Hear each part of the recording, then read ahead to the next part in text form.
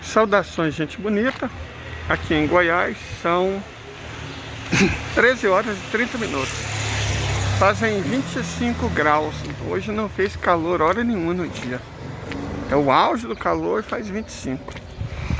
Mas se vocês me permitem, nós vamos ter uma conversa que é interessante que você esteja sentado para poder, né? Porque vai envolver alguma geopolítica? Vai. Mas é mais profundo do que isso. Muito mais profundo do que isso. Certo? Porque às vezes, deixa eu explicar para vocês com calma. Deixa eu tirar o foco da minha cara feia. Então, o que acontece é o seguinte. Desde ontem à noite, eu estou me preparando para a live de hoje à noite. Que vai ser tensa.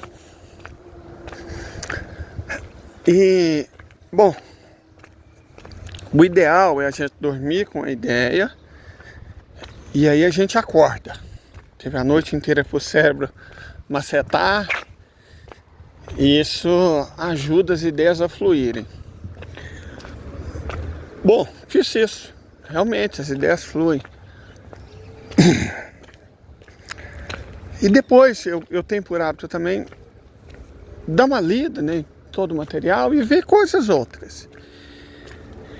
E eu tenho passado normalmente essas tardes planejando como vai ser a operação lá nas nossas terrinhas, que são pequenas, né? 5 alqueires Goiânia não é nada.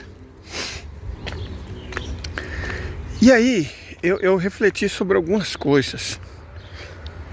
Meu primeiro problema é, como eu já disse, a questão das sementes, certo? A questão das sementes. Esse aqui é o parque depois que ele foi descachorrificado. Mas é lá, as pessoas continuam passeando com seus cãezinhos, acompanhados, tudo bem. O que não pode é o que tava, né, gente? Na real, encher isso aqui de cachorro baldio perigoso não é uma ideia boa. Mas eu não quero falar sobre isso. Eu quero mostrar para vocês o vídeo que me fez ter algumas reflexões profundas. Só um momento. Eu percebi que ao longo dos anos, vaca e boi você gera repulsa. No curso de medicina veterinária, eu dou uma disciplina relacionada à nutrição, alimentação, que eu tinha que parar de falar de boi e de vaca. Eu estou no curso de medicina veterinária. Eu vim aqui, por exemplo, trabalhar com pequenos animais. E você veio nessa disciplina de alimentação de grandes animais falar de boi e de vaca. Tipo, eu não tomo leite, eu não como carne, eu não gosto disso, eu não gosto dessas espécies, eu acho que quem cria isso é uma pessoa ruim, é do mal. O N não é pequeno. Dezenas de pessoas que entram dentro de sala de aula. Comecei a falar de animais herbívoros. Aí comecei a falar do elefante que tá no zoológico. E aí eu tive que misturar o boi, a vaca, com o elefante, com a zebra, com o cavalo, que são animais que, por exemplo, comem fibra. E aí falar do sistema digestório, por que a fibra é importante. Para você conseguir atrair uma turma de 50, 60 pessoas. Porque se eu continuasse ao longo dos semestres dando exemplo de boi e vaca, ninguém estava interessado no que eu estava falando. E muita gente me olhando de cara feia.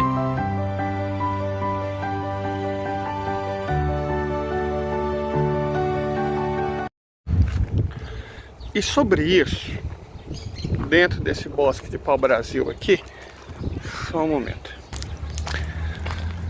Dentro desse bosque de pau-brasil, eu posso fazer uma reflexão mais profunda.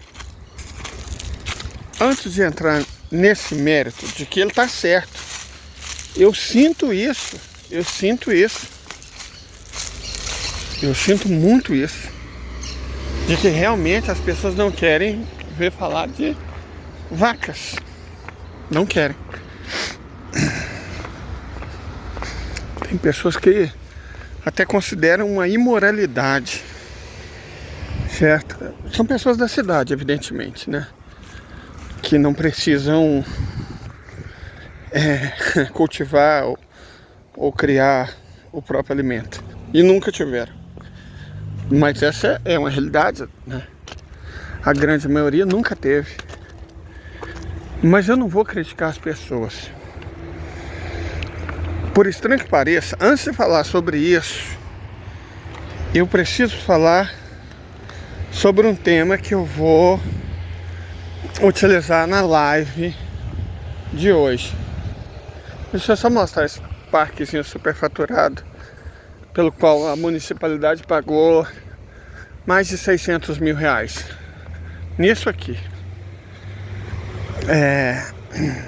Foi aqui que Catalão realmente começou. Foi aqui. 301 anos atrás.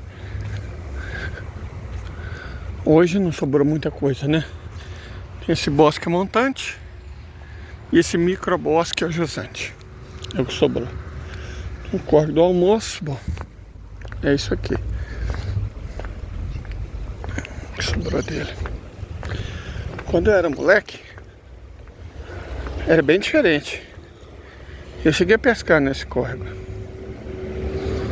A gente pegava lambari, trairinha, cará, lobó, mané comprido. Bem aqui era um poço. Isso aqui era um poço, né? Mas fazem muitos anos. Fazem mais de 30 anos, né? Aqui a história.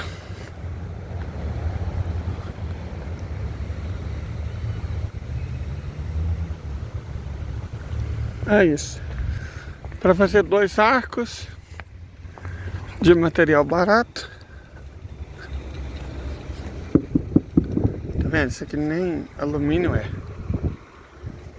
E esses negócios é coisa para branco, classe média, né? Isso aqui não ajuda o trabalhador. Não é para...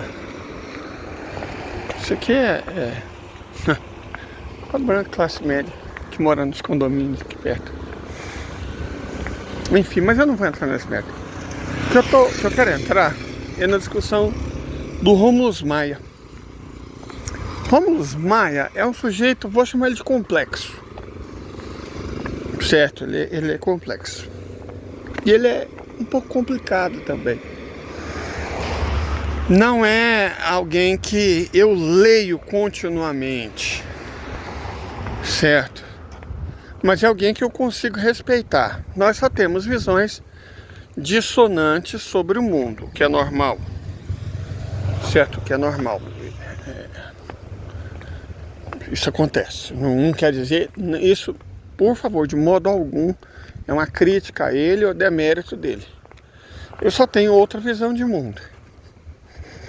Certo? Mas é alguém que eu respeito. Não é um Rogério da vida. Não, de forma alguma. O Rômulus tem sua história. Então, beleza. E ele falou hoje, ou ontem, não lembro, uma coisa extraordinária. Ele publicou...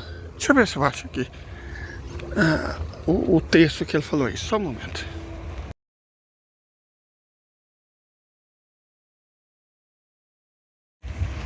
Vejam bem. A tese dele é interessantíssima.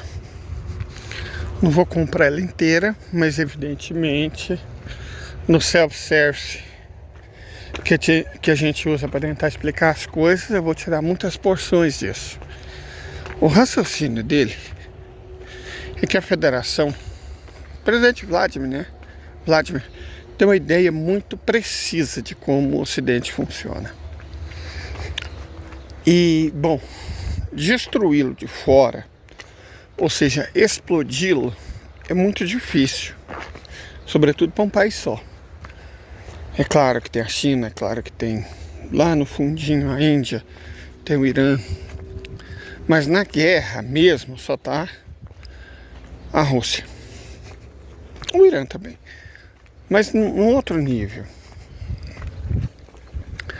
Então, o presidente Vladimir compreende muito bem aquilo do qual nós já falamos. O Ocidente está apodrecendo, está enferrujando, está colapsando. E parte das próprias políticas são as responsáveis por isso. Os próprios erros financiarização da economia, desindustrialização, bilionarização, que é acompanhada por uma profunda pauperização da população, porque a economia básica, a quantidade de recursos não vai mudar porque algumas pessoas são muito ricas. A quantidade de recursos produzida é sempre a mesma. Então, para que uns poucos tenham muito, é necessário que muitos tenham pouco. Isso é matemática. Faça um conjunto. Vamos imaginar 1000 espigas de milho. E você tem 500 papagaios. Você dá 2 espigas por papagaio, está distribuído bem a renda. Mas se alguns papagaios tiverem acesso a metade da renda, bom, no caso dos Estados Unidos, 1% tem acesso a 40% da riqueza. Então seria como se de 200 papagaios, 2 tivesse acesso a... De 200 papagaios, 500 espigas, 2 tivesse acesso a 200 espigas. E os 100 papagaios mais pobres teriam acesso dessas 400 espigas a 50 espigas. Então, meia espiga por papagaio e 100 espigas para cada um dos papagaios que tivessem muito. Meia espiga para os papagaios que tivessem pouco e 100 espigas para cada um dos papagaios que tivessem muito. É assim que funciona. Você não pode simplesmente aumentar a quantidade de milho só porque alguns papagaios querem ter tudo. Para você fazer com que os papagaios tenham tudo, alguns tenham tudo, você tem que tirar as espigas de milho dos outros papagaios. Ou você pode matá-los. É outra possibilidade. Está acontecendo na Ucrânia. Vocês se lembram, foi antes de ontem que eu disse que quando o capitalismo precisava de mão de obra, a expectativa de vida cresceu,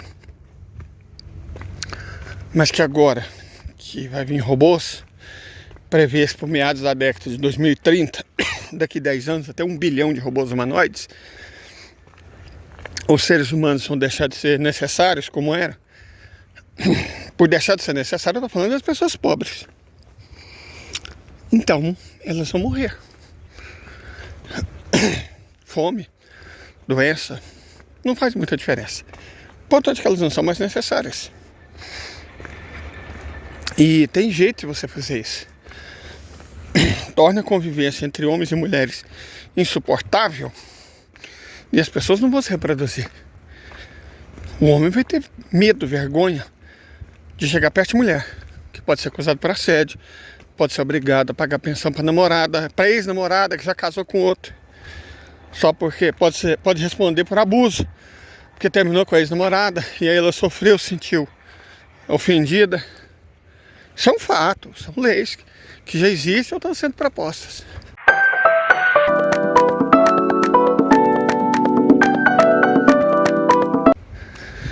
Tem uma interessantíssima que diz que em a lei sendo aprovada, caso um homem seja acusado por uma mulher, mesmo que não seja a esposa dele ou nem mesmo namorada, ele vai ser preso para evitar o feminicídio. Quer dizer, você é culpado até que consiga provar o contrário. Como é que você consegue provar um negócio desse?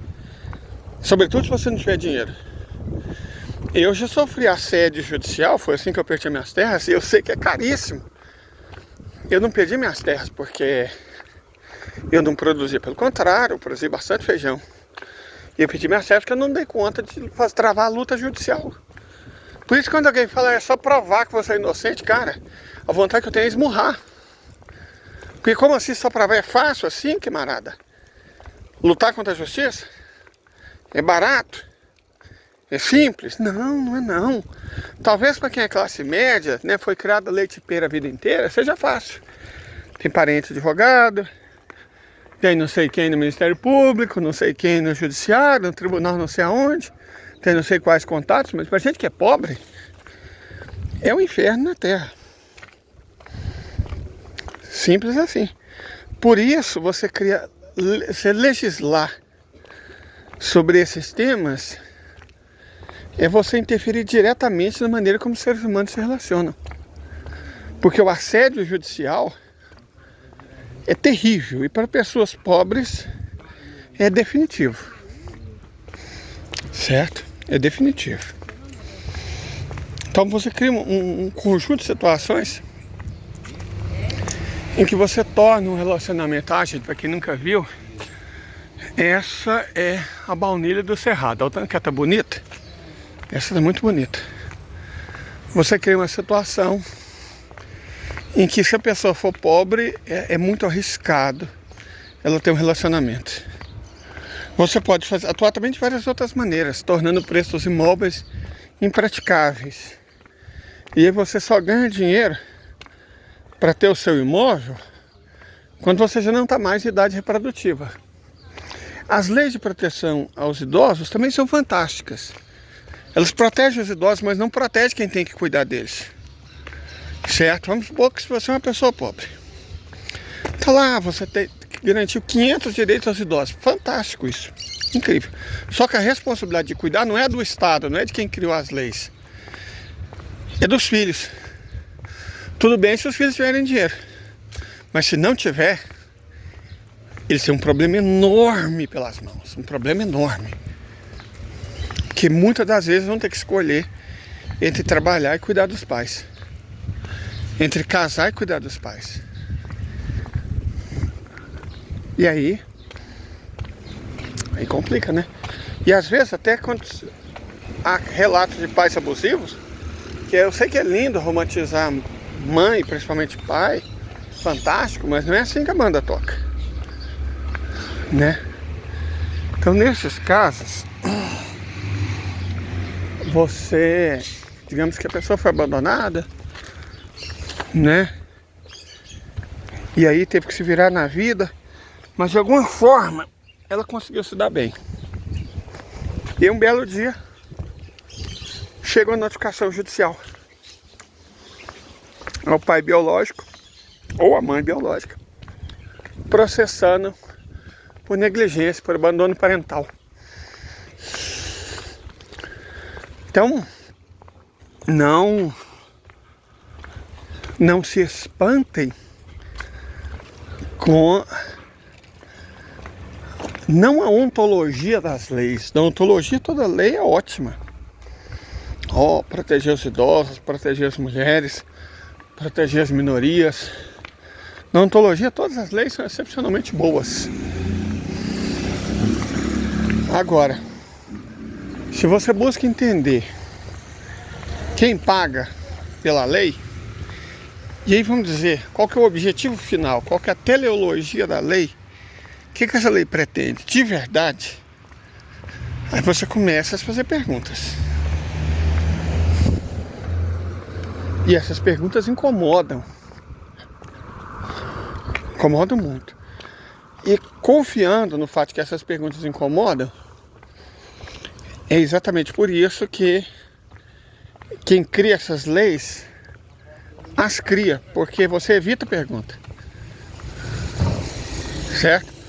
O Ocidente tem feito isso. Essas leis são basicamente todas importadas dos Estados Unidos, dos quadros democratas dos Estados Unidos, principalmente. São todas elas vêm de lá. Aqui, ó, aquela coisa que os Estados Unidos não sabem mais como fazer. Manutenção, tá vendo? Os funcionários da ferrovia estão fazendo manutenção. Mas voltando ao nosso assunto, você não está muito longe de criminalizar o flerte, o relacionamento. E teve uma moça que deu um piti. Não foi um piti, é uma palavra desagradável, né? Já não pode usar, né? Toma cuidado com a palavra. Que ela ficou justamente indignada na frente de uma loja de departamento porque não deixaram ela entrar com bandeira da Palestina na blusa dela.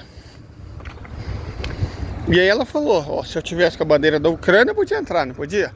O funcionário falou que não pode entrar com bandeiras, não sei o que, não pode. Falou, se eu tivesse com a bandeira dos Estados Unidos, eu entrava, não entrava. Se eu tivesse com a bandeira da Ucrânia, eu entrava, não entrava.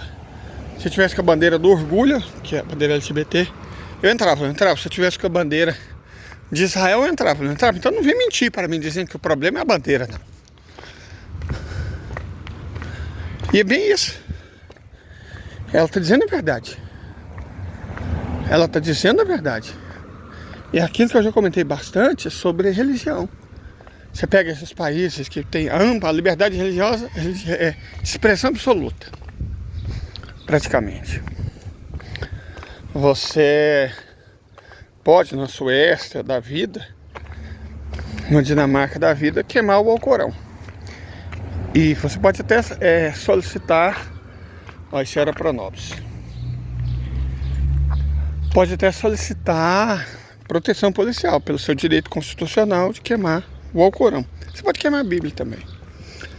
Você pode tirar o Mahabharata, o Zen da Vesta, os Analectos. Agora experimenta queimar o Talmud. Experimenta queimar a Torá para você ver onde é que você vai parar. Então aí não é liberdade religiosa. É o direito de ofender todas as religiões para garantir a superioridade de uma. Isso é um fato. Isso é um fato. Se uma religião é protegida e todas as outras não, então nós temos um problema. Mas se você fala sobre isso, aí você corre um risco, né? Antissemita. Porque é aquilo que eu falei da fulanização, da maneira como os identitaristas e essa gente debate, fulaniza, né? O ad hominem. Se você já debateu com algum deles, com certeza o ad hominem já foi aplicado. Você é racista, fascista, misógino, alguma coisa você é. A sua ideia não é debatida por eles, não. Você é posto em causa. É a fulanização. Por isso que eu evito fulanização tanto que eu posso. Evito fulanizar o debate. Porque não é honesto. O ad hominem não é honesto. E já se sabia disso 2.500 anos atrás. Que o ad hominem não é honesto. E por isso mesmo eles fazem, porque eles são desonestos. Mas o que isso tem a ver com geopolítica, líder? Pega o que o Rômulo Maia disse. É o que o Ocidente faz. Ele cinge as sociedades. Certo? Vamos imaginar que a sociedade seja como um abacaxi. O abacaxi, não sei se vocês sabem, são vários frutinhos grudados um no outro. Certo? Mas eles são muito unidos, eles se comportam como uma fruta só. Um parente do abacaxi, chamado gravatá, por outro lado, é diferente. Cada um desses frutinhos é independente. E aí não é uma fruta que está unida. Basicamente, o que as ideologias do Partido Democrata tentam fazer em todas as sociedades é transformar abacaxis em gravatás. Primeiro, separar homens de mulheres. Depois, separou por gênero, separa por raça. Separou por raça, separa por costume. Separou por gênero, raça e costume, separa por opção política. Depois separou por gênero, raça, costume e opção política, separa por identidade sexual. E vai dividindo, até que você... É como se fosse uma colônia de corais também, só que ao invés de todas cooperarem, elas começam a brigar entre si. É mais ou menos como as doenças autoimunes fazem, não é? Imagina então que a sociedade tem um câncer, que são os liberais de direita, que além de tudo, ele provoca uma doença autoimune no organismo, que é o corpo lutando contra ele mesmo. É isso, acho que é uma ótima analogia. Você tem essa classe dominante e as ideologias da classe dominante que atuam como um câncer, suga tudo. É assim que o câncer desvive as pessoas. Mas ele não fica satisfeito só nisso. Para impedir que o corpo reaja com anticorpos da cultura, por exemplo, você cria doença autoimune, do colorismo, a doença autoimune do oqueísmo, a doença autoimune do identitarismo, tudo para evitar a cura, que é a consciência e a luta de classes. Acho que isso consegue explicar muito bem a situação para o qual todo mundo ocidental e as sociedades que emulam, que faz cosplay de Ocidente, como o Brasil, estão sendo empurradas. Essa é a realidade. Só que o presidente Vladimir, e aí entra a questão do Romulus Maia, o presidente Vladimir entendeu isso, claro, trocando ideia com o Glaziev. Qual que é o ponto fraco dessa gente? O dólar. Se o dólar acabar, deixar de ser moeda de valor, os Estados Unidos acabam junto. Sem os Estados Unidos, o Ocidente desmorona. Beleza. Tem um ponto fraco. Mas enquanto isso, o que a gente faz? Vamos fazer com eles, né, o Ocidente, os Estados Unidos, o que eles fazem. Só que no nível mais político.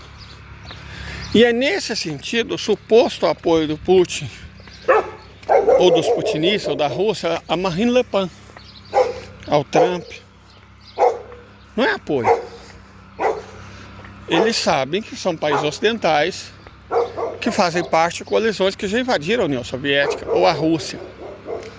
Eles sabem que são inimigos. O que eles estão semeando é a cisânia entre eles. Estão semeando a cisânia. Só que ao invés de semear a cisânia entre os indivíduos da sociedade, está semeando a cisânia entre os atores políticos do Ocidente. E nem eles, nem muitos de nós estão conseguindo interpretar. Por isso, a minha preguiça com o duguinista. O duguinista, o Duguinho, já falei para você, o Olavo de Carvalho russo, que não entendeu Putin, que não entendeu os tempos modernos. Essa é a verdade. Meu problema com os duguinistas é basicamente esse. Eles não entenderam nada. E quando você não entende, você toma decisões equivocadas. Perfeito? É assim que funciona. Não entenda e suas decisões serão ruins. Deixa eu passar por aqui, porque como na maioria das cidades brasileiras não tem ferrovia, vocês provavelmente nunca viram como os ferroviários trabalham, né? É assim. Eu também vou me mudar de Catalão. Eu não vou ter mais essa oportunidade. É ótimo eu ter um registro para me lembrar quando eu tiver saudade, né? Que eu cresci na beira da estrada de ferro. Tem gente que cresceu na beira do mar. Sempre que eu vivi na cidade, eu vivi perto da estrada de ferro. Sempre que eu vivi na roça, eu vivi perto de um córrego. Então minhas referências são a estrada de ferro e os córregos. Olha lá, tá vendo? Vocês sempre teve dúvida de como funciona a manutenção. É desse tipo aí. É um trabalho duro. Bom, aí agora eu posso voltar à questão das vaquinhas que a gente falou lá no começo do vídeo. Eu perco seguidores, perco apoio, recebo críticas, algumas fortes, quando eu falo do projeto de criar vaquinhas. Não só vaquinhas, eu não vou criar suínos, porque eles fedem. Mas vou criar carneiros, criar ovelhas. Nós, né? Provavelmente perus, certamente patos, coelhos, galinhas, codornas. Em muitos desses casos, o objetivo será a produção de carne. Em alguns casos, leite, as vaquinhas, e ovos, as da raça marrã, mas no outro, a produção de carne. E aí, cara, tem muita gente que grila, que fica nervosa. Mas deixa eu explicar uma coisa pra vocês com calma, que a gente tem que conversar com calma, né? Não tratar as pessoas como se elas fossem imbecis, nem como se elas fossem inimigas. Deixa eu só mostrar uma coisa aqui pra vocês.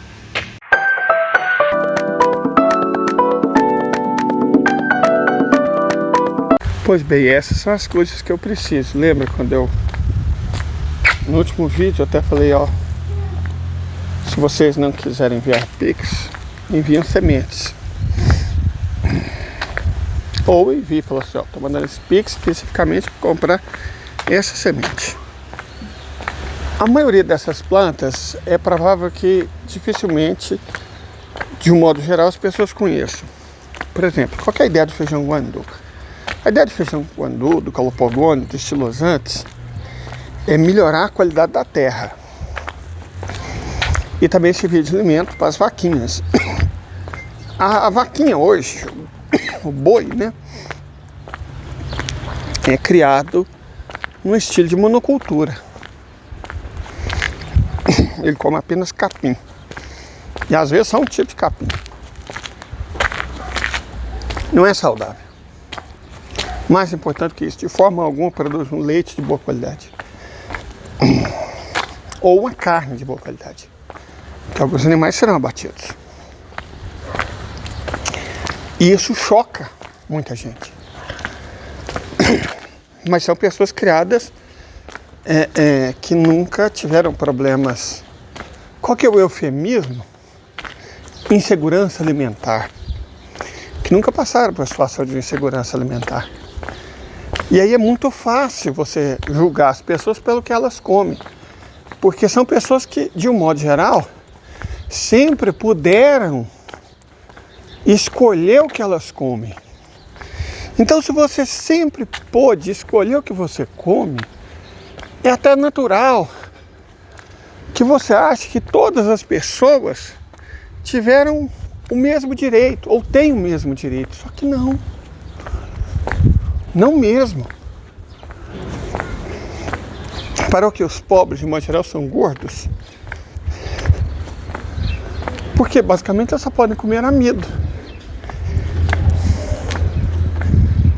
E aí, para nós, a carne é uau! É uma oportunidade. Ah, por que eles não se alimentam de verduras orgânicas? Cara, você pode ser vegetariano. Você é só substituir por nozes, amêndoas, castanhas, né? Claro, que beleza, é só substituir. Agora, se você tem dificuldade de comprar arroz, porque os latifundiários estão especulando com o preço, você acha honestamente que dá para você ir naquela loja famosa ou me ver 3 quilos de nozes, porque eu tenho que alimentar a mim e a minha família? Se não tiver nozes, pode ser amêndoa, castanha, taca aí uma macadâmia, né, para fazer aquele leite vegano, camarada. Eu não vou nem falar. Não vou nem falar.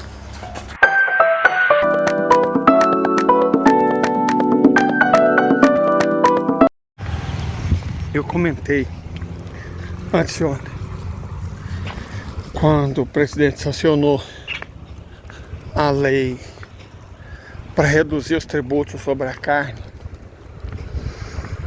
o que reduziria o preço da carne, o show de aparofobia que emergiu nas redes sociais dominadas pela classe média, principalmente pelos mais jovens. São pessoas que nunca tiveram que plantar um rabanete na vida delas e que Bom, né? Elas não têm ideia de como a vida funciona na realidade. Como as pessoas que são pobres se alimentam. É do que tiver. É do que for possível. Eles nunca tiveram que passar pela situação de um pai de família, de uma mãe de família, que é mais estatisticamente provável, que tem que escolher entre comer ou deixar que os filhos comam. Para essas pessoas, um ovo já faz uma diferença muito grande. Carne é um evento. Queijo, oh. Vocês querem saber quando eu me sinto rico? Eu costumo mostrar muitas partes da minha vida, né? É quando eu compro queijo. Quem acompanha o canal há mais tempo sabe disso. A minha felicidade é quando eu posso comprar queijo. Queijo. Porque não é uma fonte de proteína extremamente necessária como a carne. É um luxo. Queijo é um luxo. E a vida das pessoas que vivemos da mão para a boca é assim. E aí é muito fácil você criticar. Muito fácil. Porque essas pessoas partem, de um modo geral, do pressuposto que as pessoas podem escolher o que comer. E parte de outro pressuposto, que a cultura não tem importância. Por exemplo, eu sei minhas raízes. Pelo menos até a 5ª geração antes de mim. Comer carne faz parte da cultura. E sempre que possível, queijo faz parte da cultura. Eu moro em Goiás, sertão dos Confins. Todos amamos queijo. E aí você fala, mas a cultura que importa é a minha. A cultura ocidental moderna, civilizada, de pessoas que não matam outros animais. No futuro, elas até imaginam um futuro em que a prova da civilidade, a prova da evolução, é que animais não serão mortos para que outras pessoas se alimentem. Isso é uma visão que eu não sei se essas pessoas percebem o quanto ela é aporofóbica. Porque mesmo que você não critique quem esteja comendo carne, você está falando, você é o inferior. No futuro, pessoas como você, seu atrasado, seu macaco, não vão existir. Arruma-se as mais variadas justificativas. Algumas até de ordem demográfica, o planeta Terra, a ecologia, o planeta não sustenta.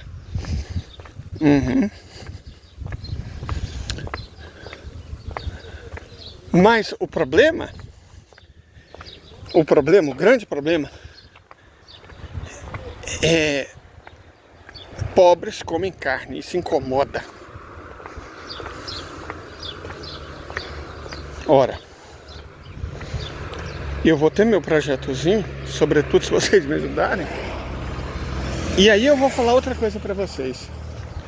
Tá muito em voga esses vídeos, caras têm canais no Instagram, tem muitos, até aqui no YouTube, assistam o YouTube, ótima plataforma,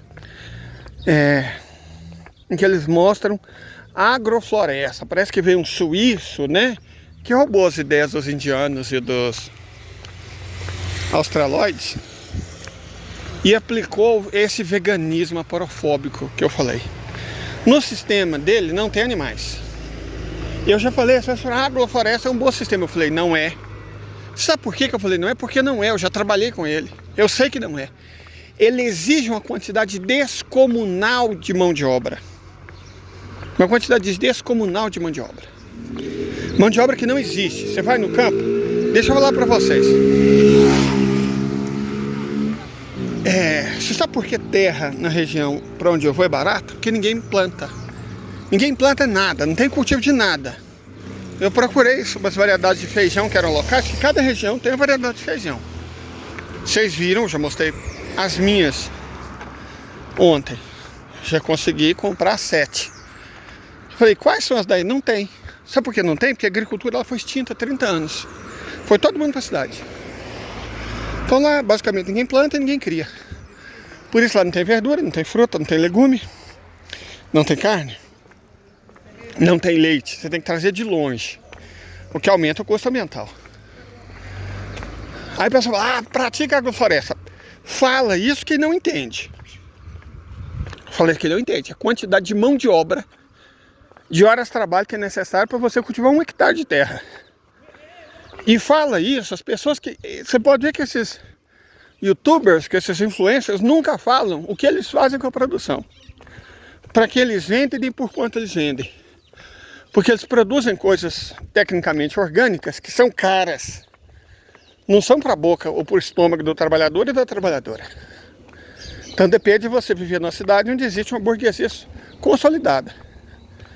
Que você não consegue produzir o seu alfacinho cultivado no meio das matas de maneira competitiva por esse sistema. A não ser que você levante 4h30 da manhã para trabalhar e vai dormir às 10 da noite. E aí não dá para você ser remunerado no seu trabalho. E as pessoas que moram no campo não são imbecis. Elas entendem isso e por isso elas saem do campo. E por isso o campo se esvazia. Como vocês acham que é cultivado o cacau ou café? Vocês têm noção da quantidade de mão de obra que isso exige? Mecanifica. Vai mecanificar a cultura do cacau. Camarada. Que é plantada no meio da mata. Tem dessa não. Certo? É muito fácil você criar um sistema agroecológico que na verdade não tem ecologia. Sabe por quê? Tá vendo? Pássaro. Viu? Outro pássaro. Na natureza existem animais. Aí você fala, você tem que estar podando constantemente o seu sistema. Eles falam isso, todos eles. Você tem que estar podando constantemente o seu sistema, porque ele se regenera. É agricultura regenerativa, é sintropia. Olha que palavrinha bonita. Só que essa porra não existe na natureza. Não existe. Aliás, existe quando há animais. Na natureza, os animais fazem esse papel. Quem poda as plantas, quem consome a grama, quem mantém o solo limpo, quem dispersa a semente, são os animais. E já reparou que esses carinhas todos trabalham em sistemas que não tem uma galinha? Por 2 motivos. Primeiro, que não é realista, estão fazendo showzinho para ganhar like e visualização. Estão fazendo showzinho. Onde eles tiram esse dinheiro? De onde eles tiram o dinheiro para fazer esses vídeos? Eu digo, do YouTube, das plataformas. As pessoas vêm e ficam admiradas. E aí eles vendem curso sobre como fazer. O que você nunca vai ver eles fazer é vender curso de como ganhar dinheiro com isso. Só vendendo curso e com like. Mas aí se o mundo inteiro fosse agroecologista, bom, aí não tem o que fazer, né? Porque esse sistema só se sustenta se você tem uma família com 18 filhos e põe todos eles para trabalhar. Ou se você tem animais. É o animal, por que nós vamos criar vaquinhas? E vamos criar carneiros? E vamos criar patos? E um punhado de coisas que a gente quer criar. Para os animais fazerem parte do serviço deles. Por que a gente vai plantar calopogônio, plantar amora, plantar estilosantes, plantar curi? Para que a gente vai plantar essas plantas no meio do pasto? Para que os animais os consumam. Certo? E aí você cria todo um sistema que não ignora animais. Aí você consegue produzir alimento em quantidade suficiente.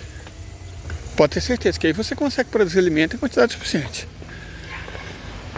Você consegue produzir alimentos para as pessoas consumirem.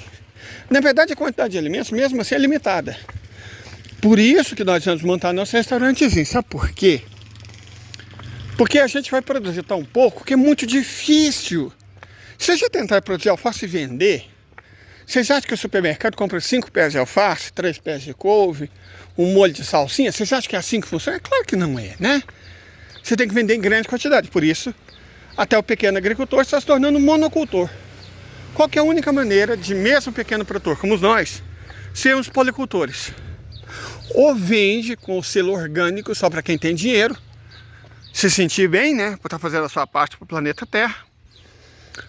Ou usa esses ingredientes e produz alimentos para todos um restaurantezinho, que é o que nós queremos fazer.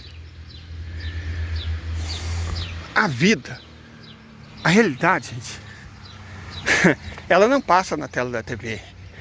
Ela não necessariamente é instagramável. Certa realidade não é necessariamente instagramável. Ela não é bonita, a ponto de gerar curtidas e likes. E é por isso que esses showzinhos, mamãe, sou agroecologista, mamãe, eu pratico a sintropia, mamãe, eu sou vegane, por isso que esses showzinhos existem.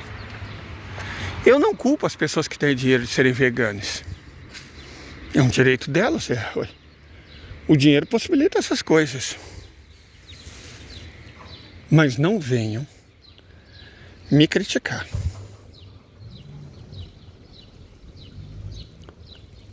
Porque eu sei a minha classe social, a minha cor e o lugar onde o mundo me pôs. Então nem tente, tá? Põe a mão na consciência.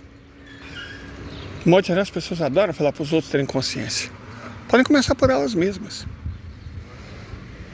Lembrando que eu amo os veganos, sobretudo os que não enchem o saco e os que não se acham, ainda que indiretamente, melhores que ninguém, porque não são, ok? Eu vou produzir minhas plantinhas sem veneno, vou fazer minhas saladinhas. Todas as pessoas serão extremamente bem-vindas no nosso restaurantezinho de apenas 6 cadeiras. No futuro a gente quer expandir para 9. Mas todos serem bem-vindos, quer dizer todos, é por isso que a gente vai servir bife e vai servir salada. Todos inclui todos. Não são só os moralmente superiores. Ok? Tenha uma ótima tarde. Até a live de hoje à noite.